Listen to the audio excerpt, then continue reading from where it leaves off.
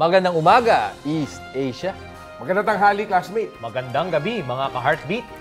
At magandang madaling araw, Air Force One. Good life, wilderness, at Takusa 3000. Naku, hindi ko alam yung mga yan. So, alam yan. Pinagsasabi nito ni Bea. natin yung club idol, flirt, ano pa? Bagets, kuya, Bagbang Ali, Bartolina. Salagubang, Adonis. Hindi, huwag ganoon, tol. Kremlin. Okay, ito po ang programa para sa mga mangmang utak beya na sinasabing hindi na manonood ng kontrabando pero panay pa rin ang comment.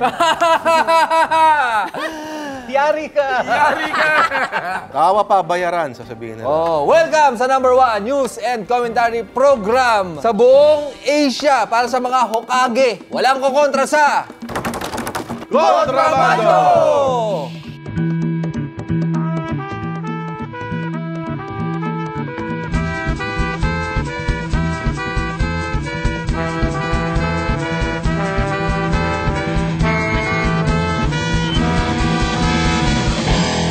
Sa ulo ng mga namamaga at nagnananang balita, lasing na lalaki nanaksak ng bastos. Sa ating Kupals Test, dadaan sa butas ng karayom ang masipag na congressman na si Nery Colmenares. Sa palakasan, ate na weightlifter, pero kaderder. At sa ating komentaryong kupal, hihimay ng ating security and counter-terrorism expert ang kahalagahan ng kalusugan ng mga tumatakbo sa pagkapangulo. Babala sa mga mahilig umispat ng chicks. Nako. Hinay-hinay lang. Sa Cubao, isang lalaki ang nasaksak matapos mag-comment sa kagandahan ng isang ate. Nako. Narito ang report.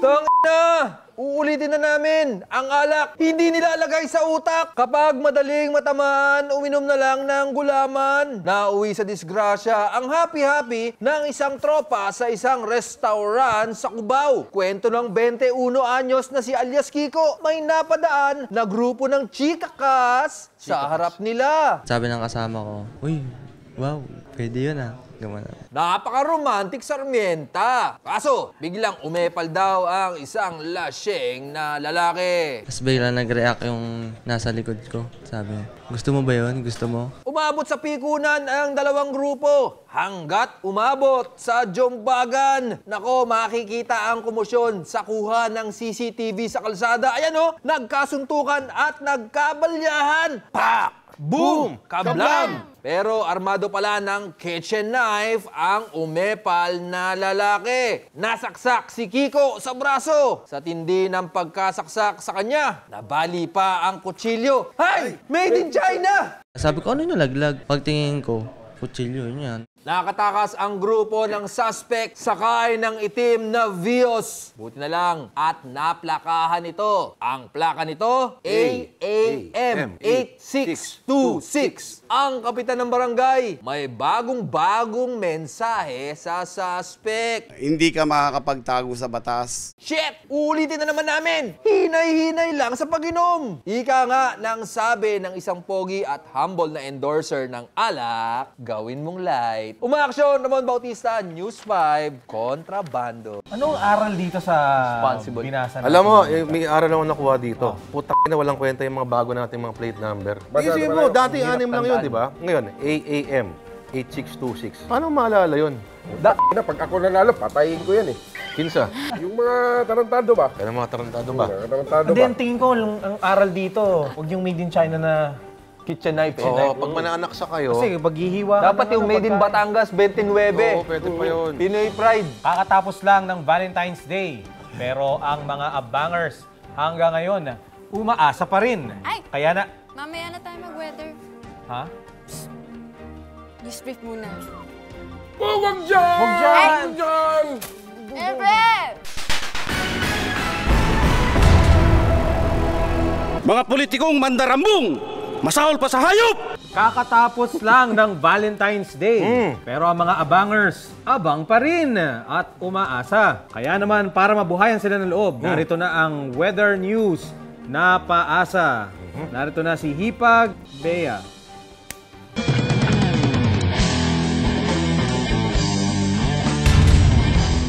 Magandang araw, bayan ng interwebs na ang pangunahing pinagkukunan ng opinyon ay mga meme. Ano ba yung meme? Iyo, alam mo ba yung ibig sabihin nun? Ano pa ba? At patola, sa lahat ng makikita sa internet bago mag-isip.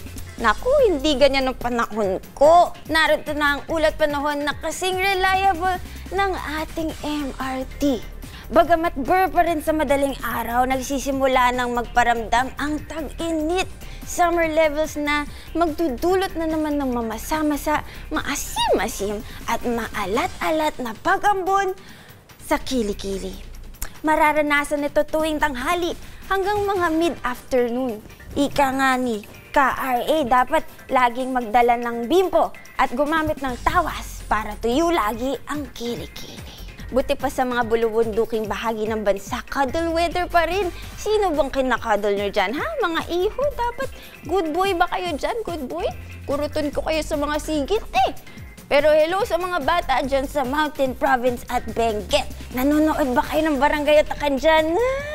Sa TV5, 9 p.m. Okay yan, mga iho at iha. Okay, balik sa inyo, mga prinsipe ng kadiliman. Ito naman ang Rectang Sports Analysis mula sa Navy. Trivia muna tayo.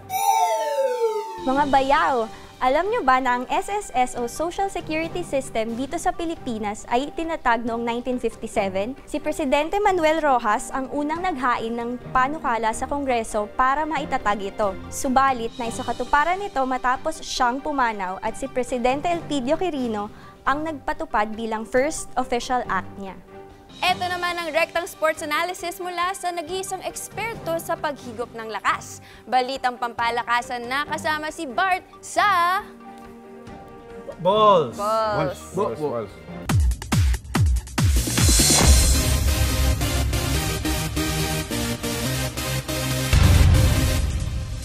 Magandang araw mga tungaw. Sa mga kumakain dyan, itigil nyo muna. Maniwala kayo sa akin dahil baka masuka kayo. Trending ang video na ito ng isang babaeng powerlifter sa isang tournament sa Amerika. Bakit? Kasi nasuka siya.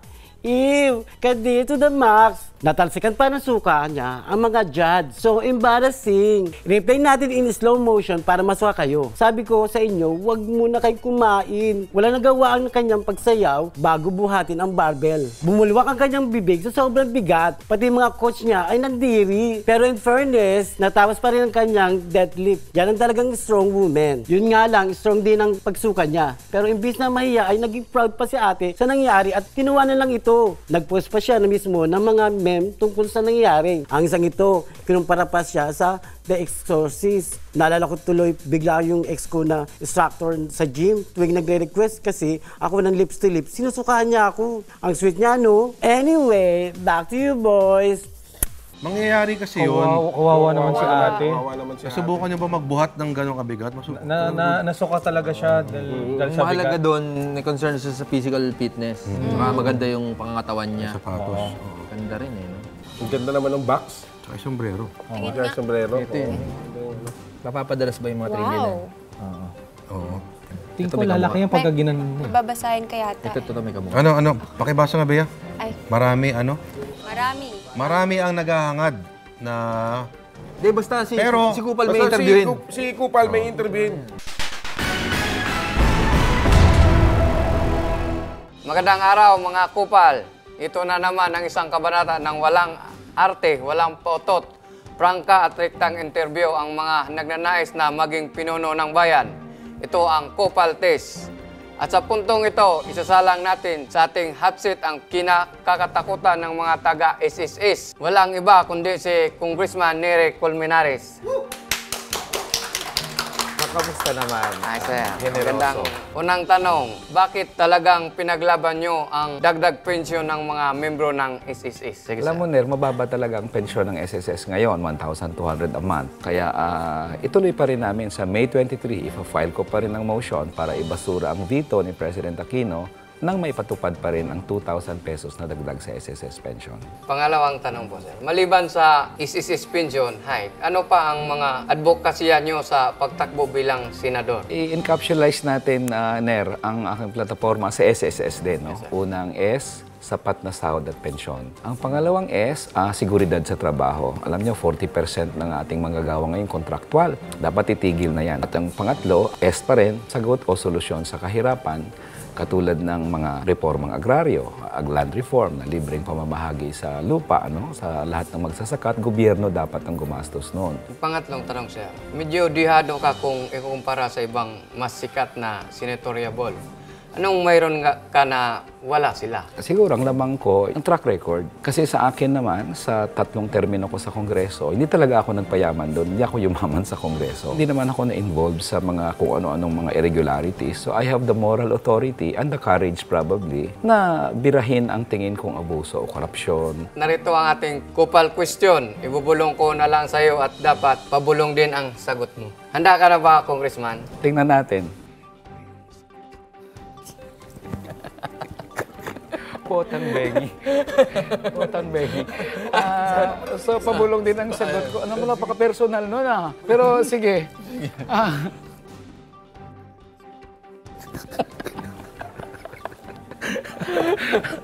Ay, nako.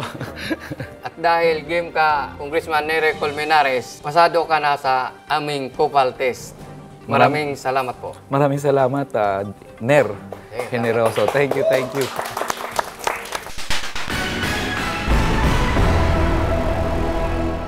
1, 2, 3, 4, 5. Ito na ang ating top 5 sa edisyong ito. Sa numero 5, ang malamang pagsesulosa ni Heart Evangelista pag-uwi ni Senator Cheese sa bahay nila. Anong programa sa Maynila na nagawa na namin? Ricky Smart, patay. Buti yung idol mo, no? Oh. Siya yung nag-iiwan ng Kiss Smart. Siya yung nag-iiwan ng Kiss Smart.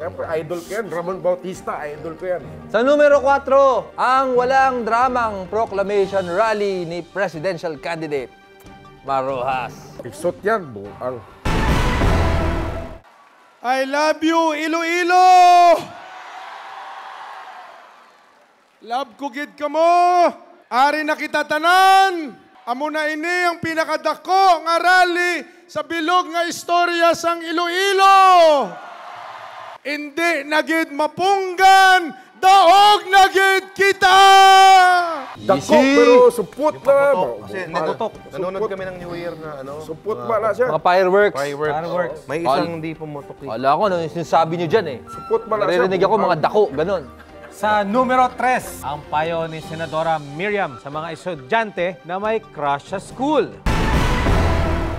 Pahingi naman ako ng papel. Papel sa buhay mo. Kung walang kayang may sagot sa exam, ilagay na lang ninyo magmahal. Dahil kailanman hindi mali ang magmahal. Ako naman, marami ng plastic, kaya pumapapil na lang ako ba? Nga. Kung kasama sa job description ng presidente, yung magbigay ng pick-up line, champion na yan. Champion, no? Dapat magkaroon ng Department of Pick-up Lines. Sa numero 2, ang gigil na pagsayaw ni BP Binay kasama si Ai de las Alas.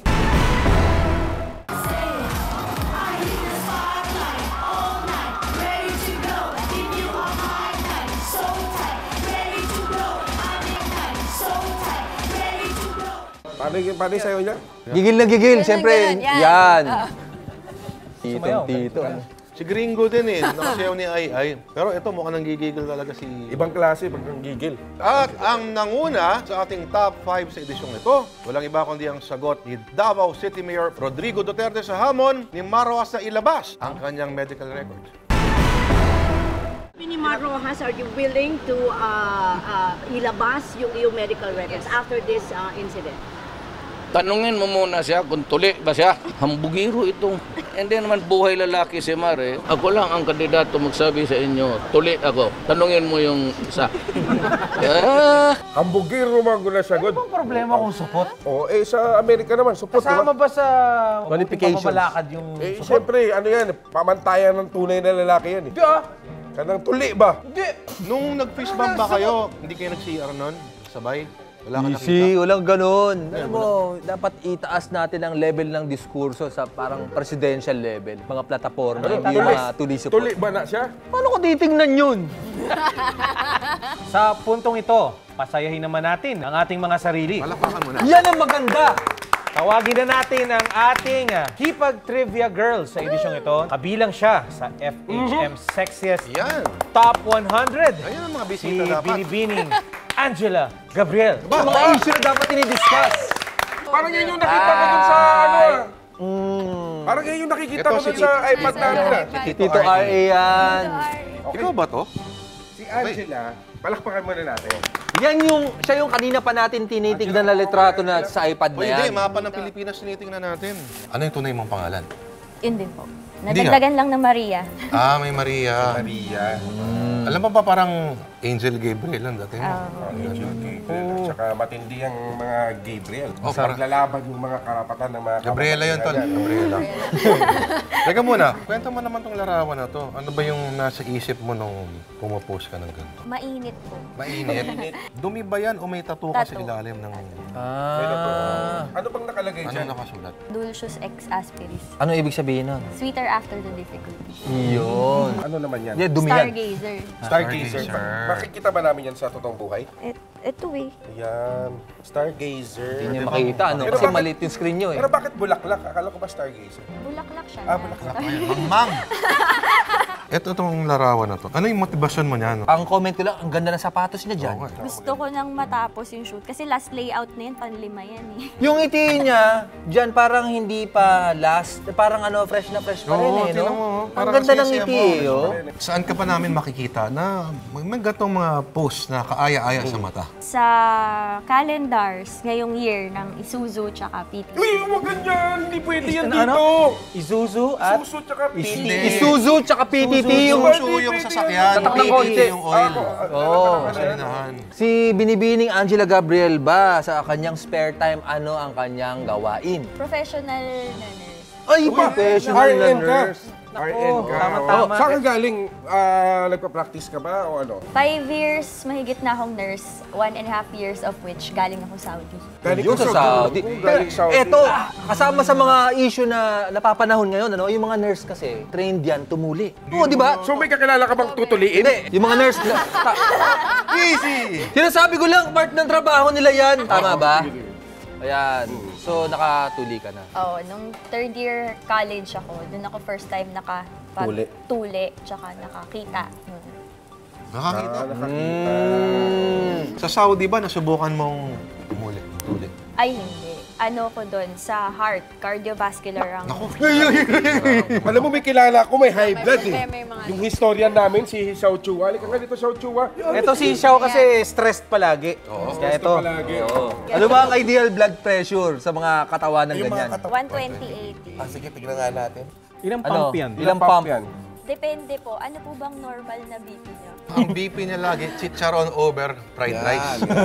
Ano bang naririnig mo dyan? Wala po akong marinig, kundi lab. Lab. Belated, Lab. Medyo mataas po BP niyo, 140, 100. Baka atakihin ka! Hindi kasi Ninenervous na nasa harapan mo kasi ako eh. Teka muna. Oh, next! Ano nararamdaman mo, Jun? Parang masikip eh. Masikip? Gago, masikip talaga yan. 140, 110. May maintenance ka ba? Ano ka? Angela, yung sing-sing na yan. Wedding ring po. Wedding ring. Ikaw din. Anong huli mong BP?